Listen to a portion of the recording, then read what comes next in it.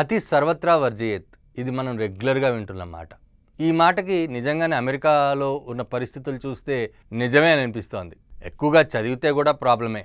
ఎక్కువగా చదివిన వాళ్ళు ఉద్యోగాలకి అర్హత లేదు అని చెప్పడం ఎంతవరకు సబ్బు అర్థం కావట్లేదు. చదివితే చదివామంటారు, చదవకపోతే చదవలేమంటారు. కర్మరా బాబు అంటూ అమెరికన్లు తలకు కొట్టుకుంటున్నారు. ఎందుకంటారా, ఇప్పుడు ఈ మధ్యన రిసెషన్ వచ్చిన తర్వాత ఉద్యోగార్థుల పరిస్థితి చాలా దయనీయంగా మారిందనే చెప్పచ్చు. ప్రతి చిన్న ఉద్యోగానికి కూడా ఎక్కువగా చదువుకున్న వాళ్ళు, చాలా ఎక్కువగా చదువుకున్న వాళ్ళు కూడా అప్లై చేస్తున్నారు. అందుకే రీసెంట్గా అమెరికన్ ప్రభుత్వం అలాగే అమెరికన్ కంపెనీలు కూడా ఒక సిస్టమ్ని అడాప్ట్ చేసుకోవడం జరిగింది. Application tracking system. ఇది మన దగ్గర కూడా వింటున్నాము చాలా చోట్ల. ఈ అప్లికేషన్ ట్రాకింగ్ సిస్టము లేకపోతే థర్డ్ పార్టీ అనౌన్స్మెంట్స్ లేకపోతే కన్సల్టెంట్స్ వీళ్ళ నుండి మనం ఎంప్లాయీస్ని హైర్ చేసుకోవడం జరుగుతూ ఉంటుంది. అయితే అమెరికాలో కొన్ని కంపెనీలు ట్రాకింగ్ సిస్టమ్ని పెట్టుకోవడం జరుగుతోంది. ఆ ట్రాకింగ్ సిస్టమ్తో ఎవరైతే అప్లై చేస్తారో, జాబ్ కోసం అప్లై చేస్తారో, ఆ జాబ్ ఆ సంబంధిత వేకెన్సీకి సరిపోయే వ్యక్తి అయితేనే సెలెక్ట్ చేసుకునే పరిస్థితులు ఉంది. అయితే ఈ ట్రాకింగ్ సిస్టమ్ ముందుగా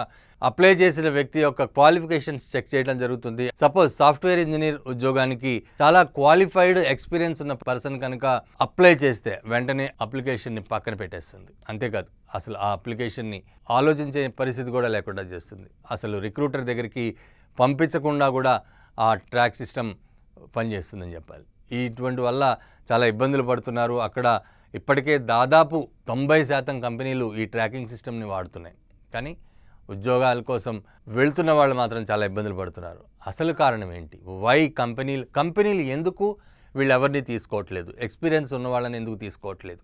అలాగే సిస్టమ్ ఎందుకు కావలసిన క్వాలిఫికేషన్ కంటే ఎక్కువ ఉన్న వాళ్ళని ఎందుకు తీసుకోవట్లేదు అంటే మాత్రం అక్కడున్న పరిస్థితులు, ముఖ్యంగా ఎవరు ఎప్పుడు ఎక్కడ వెళ్ళిపోతారో తెలియని పరిస్థితి.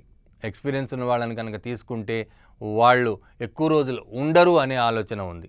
ఈరోజు ఇక్కడ పనిచేస్తారు, రేపు మరో చోట ఎక్కువ శాలరీ వస్తే వెళ్ళిపోతారు అనే ఒక ఆలోచనతో వాళ్ళని తీసుకోవట్లేదు. అంతేకాదు, అక్కడ ఉన్న హెచ్ఆర్ కానీ అక్కడ ఉన్న పరిస్థితులు కనుక మేనేజరు, సీనియర్ పొజిషన్లో ఉన్నవాళ్ళు వీళ్ళకంటే సీనియర్లను తీసుకుంటే ఈగో క్లాషెస్ వస్తాయనే పరిస్థితి కూడా ఆలోచిస్తున్నారు. సో ఇవన్నీ కారణాల వల్ల అక్కడ ఉద్యోగాలకి చాలా ఇబ్బందిగా ఉందని కూడా అక్కడ ప్రజలు చెప్తున్నారు. అలాగే మెయిన్గా క్వాలిఫికేషన్కి మాత్రమే ఏ క్వాలిఫికేషన్ అయితే అనౌన్స్ చేశారో ఆ క్వాలిఫికేషన్ ఉన్న వాళ్ళని మాత్రమే తీసుకోవాలని కూడా అక్కడ కంపెనీలు నిర్ణయించుకోవటం ఒక విధమైన రిసెషన్ కారణం అని కూడా చెప్పచ్చు.